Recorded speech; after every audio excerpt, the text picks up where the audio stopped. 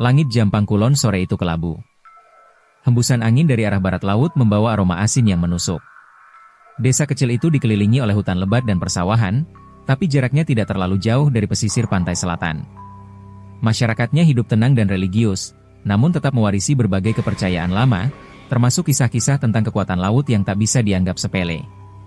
Hilmi, seorang santri muda berusia 19 tahun, baru saja kembali dari pesantren tempat ia menuntut ilmu selama 4 tahun. Wajahnya teduh, sorot matanya tajam, dan tutur katanya selalu dijaga.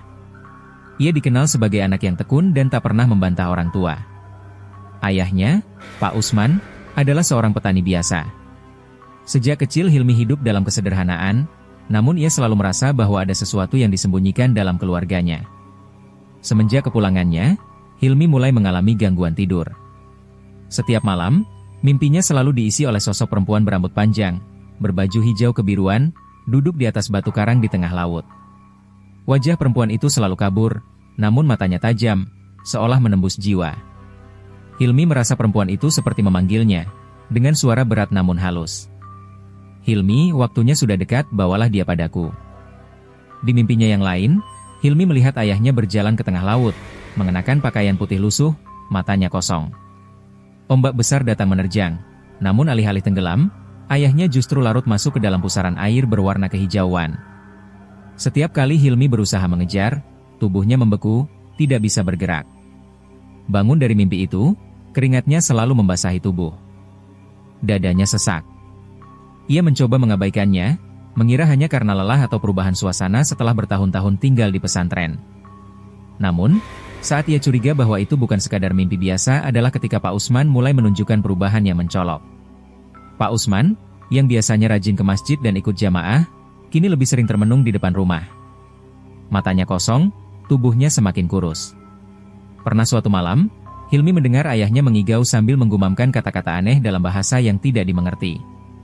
Hampir waktunya, aku akan menepati janji itu, aku akan kembali. Ibu, kenapa ayah jadi begini? Tanya Hilmi kepada ibunya, Bu Salma. Bu Salma hanya terdiam beberapa saat, kemudian menjawab lirih, ada hal yang tidak bisa ibu ceritakan, Nak. Tapi ayahmu pernah melakukan sesuatu yang tidak boleh diulang, tidak boleh diselidiki. Demi keluarga kita, lupakan saja. Hilmi tidak puas dengan jawaban itu. Hatinya justru semakin penasaran. Apalagi setelah ia mendapati benda aneh di kamar tua peninggalan kakeknya. Di balik tumpukan kitab kuning yang sudah lapuk, ia menemukan sebuah kotak kayu kecil, dengan ukiran simbol laut dan bulan sabit. Di dalamnya, ada secari kertas tua dengan tulisan pegon. Beberapa kalimatnya sempat ia baca. Aku bersumpah atas nama penguasa samudra, bila keturunan kami ingin selamat dari kemiskinan dan malapetaka, maka darah akan kubayar pada malam bulan penuh di tahun ganjil. Jangan dilanggar, jangan ditunda.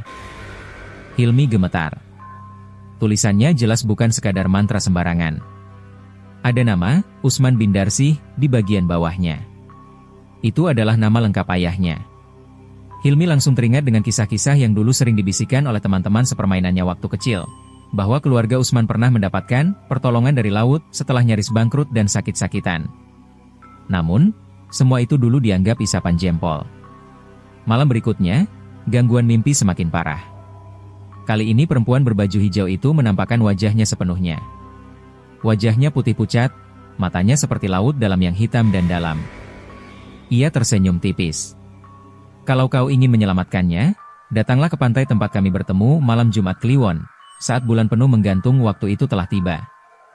Setelah terbangun, Hilmi merasa tubuhnya berat. Ia melihat ke arah kamar ayahnya, lampunya menyala, dan dari celah pintu terlihat Pak Usman berdiri menghadap jendela, mulutnya bergerak-gerak sendiri. Saat Hilmi mengintip lebih dekat, ia mendengar ayahnya melafalkan sesuatu. Ya Ratu Penguasa Laut Selatan, aku tak lari, aku tak ingkar, ambillah nyawaku, ambil saja malam itu. Hilmi segera masuk dan memeluk ayahnya. Pak Usman terkejut, seolah baru sadar dari lamunan panjang. Tubuhnya gemetar. Ia menangis dan berkata, maafkan Bapak, Nak.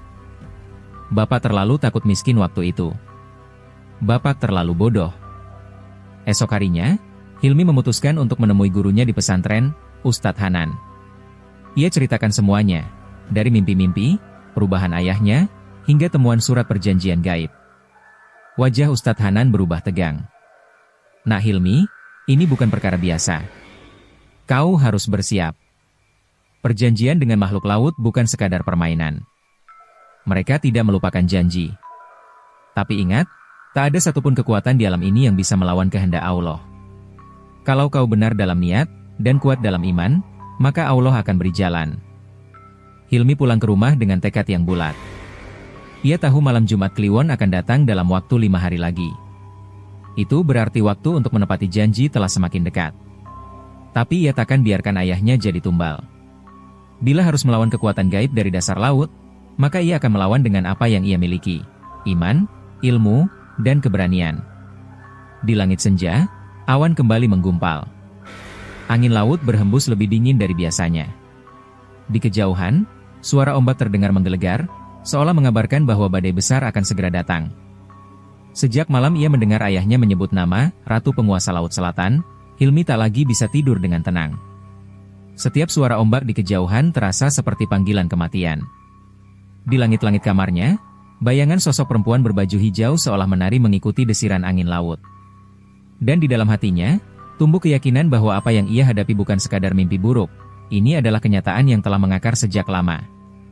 Hilmi memutuskan kembali ke pesantren meskipun waktu liburnya belum habis. Ia menempuh perjalanan pagi-pagi sekali, berjalan kaki sejauh hampir 6 km untuk menemui Ustadz Hanan. Ustadz yang dikenal lemah lembut itu tampak lebih serius dari biasanya saat mendengar semua cerita Hilmi. "Jangan main-main dengan perjanjian semacam itu, Nak," kata Ustadz Hanan sambil menatap keluar jendela. "Kalau betul ayahmu pernah mengikat janji dengan makhluk laut, maka waktu penagihan memang tak bisa dihindari." Hilmi mengangguk pelan. "Saya tak akan biarkan ayah jadi korban." "Saya siap, Ustadz. Saya ingin tahu bagaimana semua ini bisa terjadi." Ustadz Hanan mengambil sebuah kitab tua dari rak di belakangnya. Kitab itu berjudul Sir Al-Makhluk Al-Bahr, buku langka yang hanya diajarkan di kalangan terbatas. Ia membuka satu halaman, lalu menunjukkan beberapa simbol aneh yang mirip dengan ukiran pada kotak kayu milik ayah Hilmi. Ini bukan simbol biasa. Ini adalah tanda pengikat perjanjian laut. Biasanya dilakukan oleh orang-orang yang sangat putus asa, yang rela menjual nasib keturunannya demi harta atau keselamatan sementara. Jadi ayah saya menjual jiwanya sendiri? Bukan hanya jiwanya, Hilmi, tapi juga garis keturunannya. Jika benar ini perjanjian dari Ratu Pantai Selatan, maka mereka tak akan hanya datang satu kali. Mereka akan terus menuntut, selama ada darah yang masih mengalir dari garis keluarga itu. Napas Hilmi tercekat. Ia kembali ke rumah dengan pikiran kacau. Di tengah jalan, ia teringat pada masa kecilnya, saat keluarganya tiba-tiba mampu membeli sawah baru setelah sebelumnya hidup dalam kemiskinan ekstrim. Saat itu, warga desa sempat heran, tapi Pak Usman hanya bilang bahwa ia mendapat warisan dari saudara jauh. Tak ada yang curiga lebih dalam. Sesampainya di rumah, Hilmi kembali membuka kotak kayu itu. Di balik surat perjanjian, tersembunyi secari kain kafan kecil, digulung dan diikat benang merah. Setelah membuka gulungan itu, tercium aroma wangi aneh, seperti bunga melati bercampur amis laut. Di dalamnya tertulis, "Saat bulan memantul sempurna di atas laut, dan malam jatuh di Jumat yang ganjil, darah yang dijanjikan harus kembali pada pemiliknya. Jika ditolak, maka pengganti akan ditarik. Tak ada yang luput dari hukum laut." Hilmi menggigil. "Pengganti?" gumamnya. Apakah itu berarti jika ayahnya tidak datang menyerahkan diri, maka yang akan diambil adalah aku? Malam harinya, Pak Usman memanggil Hilmi duduk berdua di beranda rumah. Wajahnya sayu, mata sembab, seperti seseorang yang memanggul beban ribuan kilo di pundaknya. "Hilmi, Bapak tahu kamu sudah tahu semuanya." Hilmi hanya menunduk. Suaranya berat. "Kenapa, Pak? Kenapa harus buat perjanjian seperti itu?" Pak Usman menarik napas panjang. "Waktu kamu umur 2 tahun, kita nyaris mati kelaparan. Bapak sakit keras, ibumu hamil adikmu yang kemudian meninggal. Bapak panik, lalu ada orang datang ke sawah, mengaku bisa membantu. Dia bukan orang biasa. Namanya Pak Iman, orang tua yang dulu tinggal di pinggir pantai. Dia bilang bisa, minta pertolongan laut. Bapak bodoh, Nak. Bapak setuju. Dan sejak itu, kita hidup nyaman. Tapi Bapak tahu, waktunya akan datang. Dan sekarang waktunya itu sudah di depan mata. Hilmi menghela napas, berusaha menahan amarah dan kesedihan yang bercampur. Lalu kenapa sekarang ayah pasrah begitu saja? Kenapa ayah galauan? Pak Usman menunduk. Karena Bapak takut. Karena setiap malam mimpi itu makin nyata. Kadang Bapak bahkan merasa tubuh ini bukan lagi milik Bapak. Kadang, Bapak seperti sedang berdiri di pinggir laut, dan suara itu memanggil. Ratu itu memanggil Hilmi dengan lembut, tapi mengerikan. Keesokan harinya, Hilmi menemui kembali Ustadz Hanan. Ia ingin belajar lebih dalam tentang wirid dan amalan pelindung. Ustadz Hanan mengajarkan Hizib Nasyor, Hizib Bahr, dan doa-doa lain dari para wali terdahulu. Ia juga mengajarkan Hilmi tentang ruqyah tameng diri, agar tidak mudah dikuasai makhluk halus. Perjanjian itu bisa diputus, tapi harus dibayar dengan sesuatu yang lebih besar, keteguhan iman, kata Ustadz Hanan. Dan yang paling penting, jangan masuk ke wilayah mereka dalam keadaan ragu. Jika kamu gentar, kamu akan ditelan. Hilmi menghabiskan hari-hari berikutnya dengan halwat, menyendiri di surau kecil belakang rumah. Ia berpuasa, berzikir, dan memperbanyak doa. Malam-malamnya diisi dengan tangis dan munajat kepada Allah. Ia tahu waktunya semakin dekat. Malam Jumat Kliwon tinggal 2 hari lagi. Langit setiap sore tampak lebih muram, dan suara laut seperti mendekat ke desa. Di hari terakhir sebelum malam purnama, Hilmi mendapat mimpi yang berbeda. Ia melihat dirinya berdiri di pantai, tapi kali ini ia tidak sendiri. Di sampingnya berdiri seorang lelaki tua berjubah putih, wajahnya teduh. Lelaki itu berkata, ketika cahaya bulan jatuh tepat di pusaran air, masuklah. Tapi jangan tinggalkan zikir di hatimu, karena itu satu-satunya pelita di kerajaan kegelapan. Saat terbangun, Hilmi tahu apa yang harus ia lakukan. Ayah takkan pergi, bisiknya kepada dirinya sendiri. Aku yang akan datang. Aku yang akan menantang perjanjian itu. Dan di kejauhan, suara ombak terdengar semakin keras. Seolah menyambut kedatangannya. Hari Kamis datang dengan hawa yang tidak biasa. Langit desa Jampang Kulon ditutupi awan gelap, meskipun belum waktunya hujan. Angin dari arah selatan terus berhembus membawa bau anyir. Daun-daun pohon kelapa di tepi pematang seperti melambai-lambai, dan ayam kampung enggan berkokok. Seisi desa merasa seolah sesuatu yang besar sedang mendekat. Sore itu, Hilmi duduk bersila di surau kecil di belakang rumahnya. Sejak pagi ia berpuasa, menahan lapar, dahaga, dan bahkan bicara. Ia hanya membuka mulut untuk berzikir, membaca ayat suci, dan merapalkan hizib yang diajarkan oleh Ustadz Hanan. Di depannya, beberapa botol berisi air yang telah dibacakan doa. Ya Allah, bisik Hilmi dalam tangis yang dalam, jika malam ini adalah takdir kematian, biarlah itu menjadi kematianku, bukan ayahku. Saat matahari mulai tenggelam, langit berubah warna merah darah. Awan tebal menggulung seperti ombak. Hilmi keluar dari surau dan menghampiri Pak Usman yang duduk diam di ruang tamu, menatap kosong ke arah luar. Ayah, malam ini Hilmi akan pergi ke pantai itu, katanya tegas. Pak Usman tersentak. Jangan. Tidak. Jangan kamu teruskan jejak dosa ayah. Biar ayah saja. Hilmi memegang tangan ayahnya. Tidak, ya. Ayah sudah cukup menanggung akibatnya. Hilmi bukan ingin menepati janji itu. Hilmi ingin memutusnya. Mata Pak Usman berkaca-kaca. Ia tahu, sejak kecil anaknya ini bukan anak biasa. Tapi malam ini, ia seperti melihat cahaya lain dalam diri Hilmi. Cahaya keberanian yang dibentuk oleh iman dan ilmu. Ia tak bisa melarangnya lagi. Ia hanya bisa memeluk putranya sambil mengucap, hati-hati, nak. Tepat pukul 11 malam, Hilmi berjalan seorang diri menuju pantai yang dikenal dengan nama Karangjalatunda. Pantai itu tidak banyak dikunjungi orang karena terkenal angker. Ombaknya besar, batu karangnya tajam, dan konon sering muncul suara gamelan dari dasar laut saat malam Jumat Kliwon. Langit sudah sepenuhnya gelap, hanya cahaya bulan purnama yang menyinari jalannya. Hilmi membawa botol air doa, kain putih bertulisan zikir, dan sebuah tongkat kayu yang diberi ayat Al-Quran di ujungnya. Ia terus membaca ayat kursi, Al-Ikhlas, Al-Falah, dan An-Naas tanpa henti. Lidahnya tidak berhenti bergerak. Hatinya menggigil, Tapi tak ada lagi niat mundur. Saat sampai di tepi pasir, Hilmi berdiri sejenak. Di depannya, laut selatan membentang luas, gelap dan dalam. Ombaknya memecah dengan suara seperti ribuan bisikan. Ia melangkah perlahan, menyentuh air laut dengan kakinya.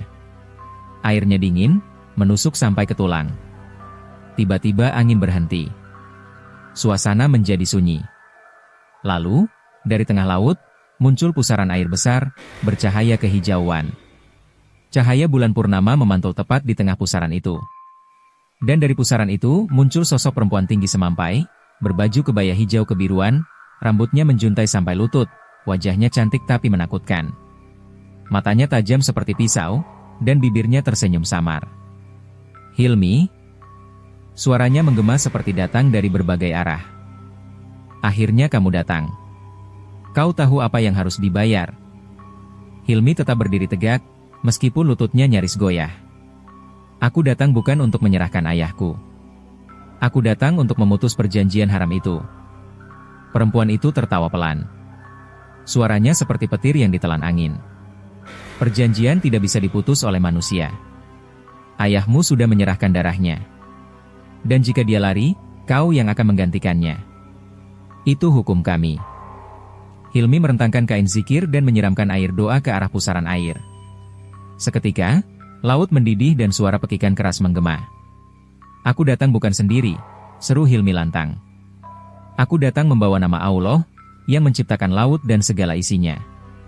Dan demi namanya, aku akan menolak perjanjian sesat ini. Seketika, pusaran air menggelap. Ombak naik tinggi seperti dinding. Tapi Hilmi tetap berdiri. Dari kejauhan, suara adzan terdengar samar, seolah ada yang mengumandangkan dari atas langit. Tubuh Hilmi terasa ringan, tapi hatinya tetap digemuruhkan oleh keberanian. Ia melanjutkan zikirnya. Wajah perempuan itu mulai memudar. Rambutnya melambai seperti ditiup badai. Ia berteriak keras, kali ini tanpa senyum.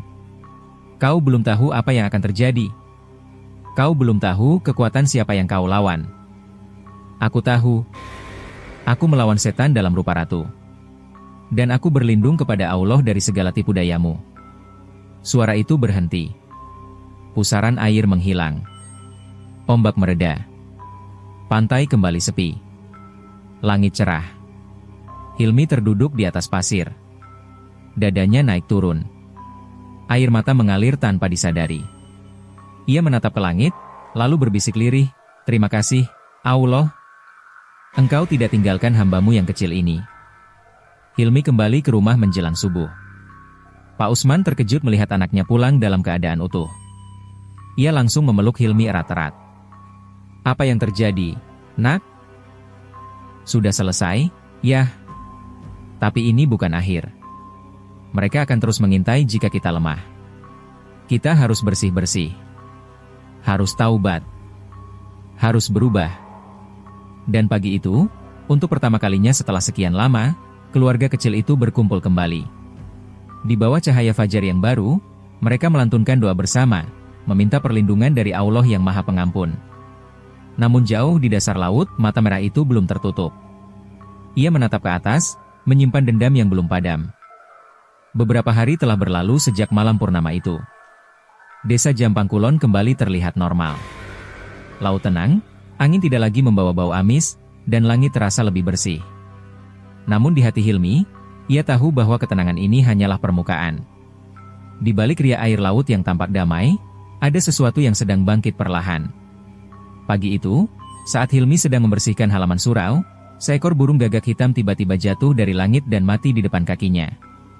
Tubuhnya lemas, matanya membelalak seperti melihat sesuatu yang sangat mengerikan sebelum mati. Hilmi langsung tahu, itu bukan burung biasa. Ia segera menemui Ustadz Hanan. Wajah sang ustadz menegang saat melihat tubuh burung itu. Ia mengambilnya dengan kain putih dan membaca beberapa ayat pelindung. Ini adalah pertanda. Mereka belum menyerah, Hilmi. Kau mungkin telah memutus satu ikatan, tapi ingat, Ratu Pantai Selatan tidak bergerak sendiri. Ia punya tangan-tangan yang menjulur ke darat, lewat manusia-manusia yang jadi perantaranya. Hilmi mengernyit. Perantara? Maksud Ustadz Dukun? Ustadz Hanan mengangguk. Benar. Dan mereka yang terikat dengan kekuatan laut, seringkali akan merasa terganggu jika jalinan antara dunia mereka dan Ratu Laut terganggu. Kau telah membakar salah satu jembatan mereka. Bersiaplah. Kau dan keluargamu akan mereka ganggu dengan cara yang lebih keji. Malam itu benar saja.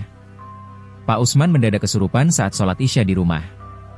Tubuhnya gemetar hebat, lalu jatuh tersungkur. Dari mulutnya keluar suara perempuan parau, menggema keras. Kau pikir sudah selesai? Aku belum menerima bayaran darahku.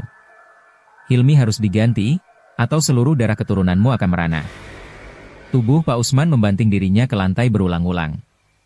Ibu Hilmi menjerit, sementara adik perempuannya yang masih kecil ketakutan di sudut ruangan. Hilmi tak membuang waktu. Ia mengambil air doa, menyiramkannya ke wajah ayahnya sambil terus membaca ayat kursi dengan lantang. Setelah hampir 15 menit perlawanan, tubuh Pak Usman kembali tenang. Napasnya berat. Matanya berlinang air mata. Dia masuk ke dalam tubuh Bapak, Hilmi. Dia masih menginginkan kita. Hilmi duduk bersila. Kita tak akan menyerah. Kita harus hadapi ini sampai akar. Keesokan paginya, Hilmi memutuskan menyelidiki siapa dukun perantara yang disebut Ustadz Hanan. Ia teringat seseorang, Mbah Suro, lelaki tua yang tinggal di bukit belakang desa. Orang-orang selalu menyebut Mbah Suro sebagai penjaga adat, tapi sebagian warga tahu bahwa lelaki itu dulunya dikenal sebagai dukun laut. Hilmi memberanikan diri naik ke bukit itu, menapaki jalan setapak penuh lumut, ditemani suara jangkrik dan aroma dupa dari kejauhan. Rumah Mbah Suro berdiri di tengah pohon besar, penuh jimat dan kain-kain kuning yang digantung di teras.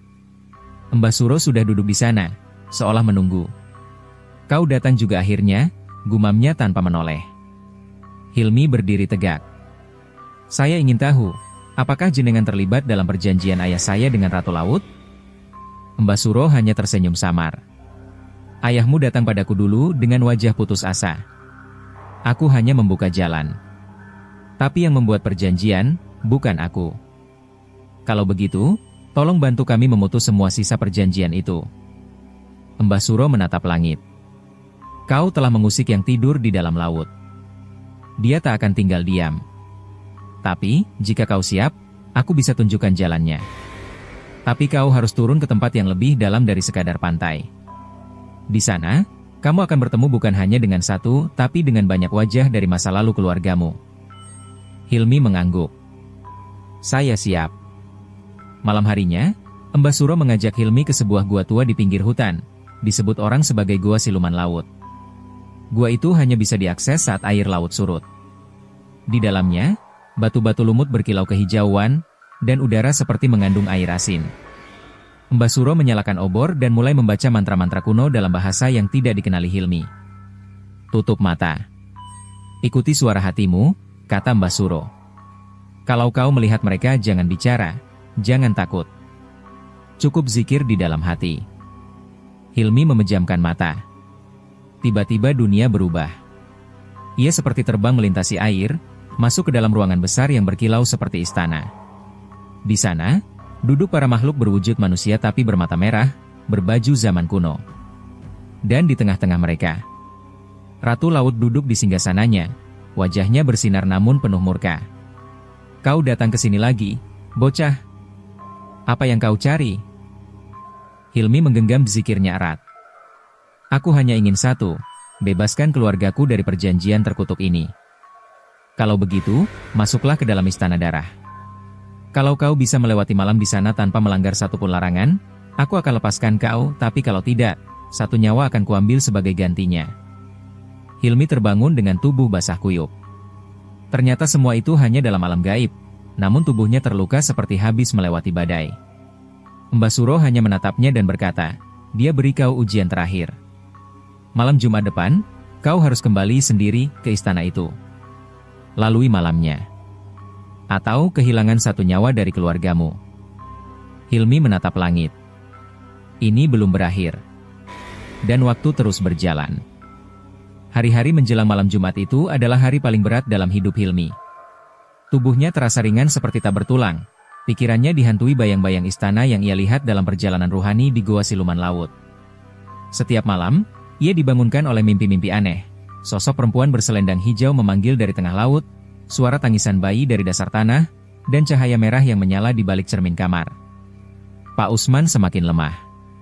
Sejak kesurupan malam itu, ia tidak bisa sholat berdiri lagi.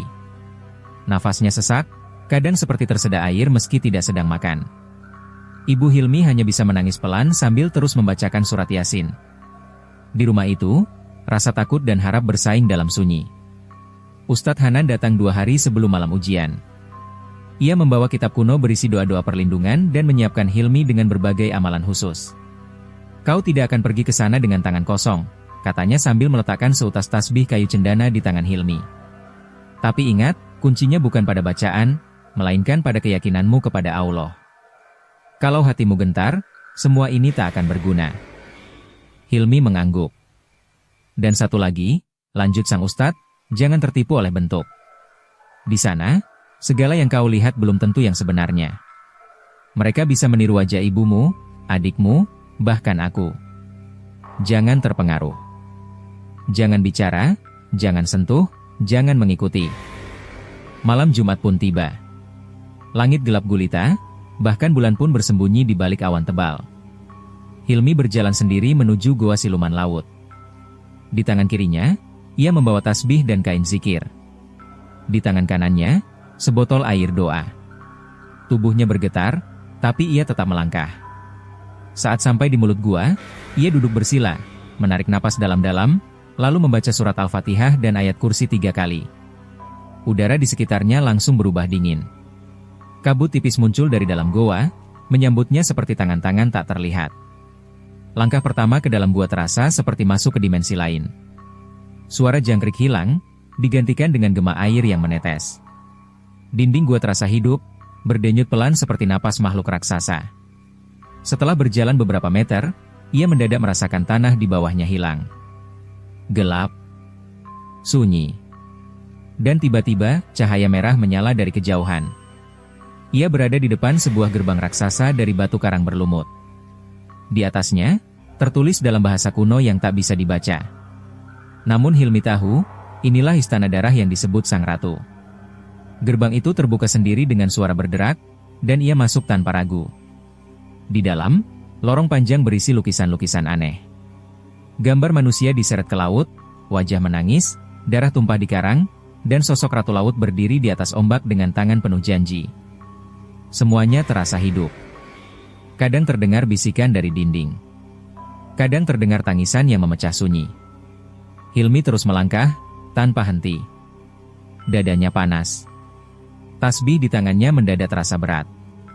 Tiba-tiba ia sampai di sebuah ruangan besar. Di tengahnya ada kolam air merah. Di sekeliling kolam, duduk puluhan sosok berjubah hijau. Wajah mereka tertutup, tapi Hilmi tahu, mereka bukan manusia biasa. Dan di ujung ruangan, di atas tahta karang yang tinggi, duduk Sang Ratu Laut Selatan. Matanya memerah. Senyumnya tipis. "Kau datang, wahai anak perusak ikatan," katanya. Suaranya lembut, tapi seperti masuk langsung ke dalam kepala. "Duduklah. Mari kita bicarakan ini secara damai." Hilmi tidak bergerak. "Tidak mau duduk?" "Ah, dasar santri keras kepala. Tapi, aku punya kejutan." Ia menjentikkan jarinya. Dari sisi kanan ruangan, muncul sosok ibunya. Wajahnya persis Bu Aminah. Ia menangis sambil berjalan ke arah Hilmi. "Hilmi, nak pulanglah, jangan lanjut, ibu takut." Hilmi terdiam. Hatinya tergores. Tapi ia ingat pesan Ustadz Hanan. Ia merunduk, memejamkan mata, dan membaca dalam hati. Sosok itu berhenti. Wajahnya berubah. Menjadi hitam legam, lalu meleleh seperti lilin. Ratu Laut berdiri. "Kau benar-benar tidak bisa dibeli. Baiklah. Jika itu yang kau pilih, maka kau akan hadapi malam ini dalam istana ini. 3 ujian akan datang padamu. Jika kau gagal satu saja, nyawa ayahmu akan kugenggam. Siap?" Hilmi mengangguk. "Dengan izin Allah, aku siap." Ujian pertama datang dalam bentuk bayi yang menangis.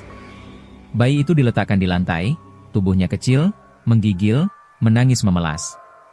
Terdengar suara, "Ambil dia, peluk dia, tolong dia." Hilmi hampir mendekat. Tapi saat ia membaca Al-Ikhlas, bayi itu menjerit, lalu meledak menjadi kabut hitam. Ujian kedua datang dalam bentuk perempuan tua yang mengaku sebagai neneknya. Ia mengiba, meminta dipeluk. Hilmi menangis, tapi tetap tak menyentuh. Ia hanya sujud dan berzikir. Perempuan itu berubah menjadi asap tebal lalu lenyap. Ujian ketiga adalah Pak Usman sendiri, berdiri dengan wajah luka, memanggil, "Nak, tolong." Ayah sudah tak kuat. Kali ini Hilmi goyah. Air matanya pecah. "Ayah?" Tapi segera ia ingat, ayahnya ada di rumah, bukan di sini. "Setan laknat," serunya. Ia menyiram sosok itu dengan air doa.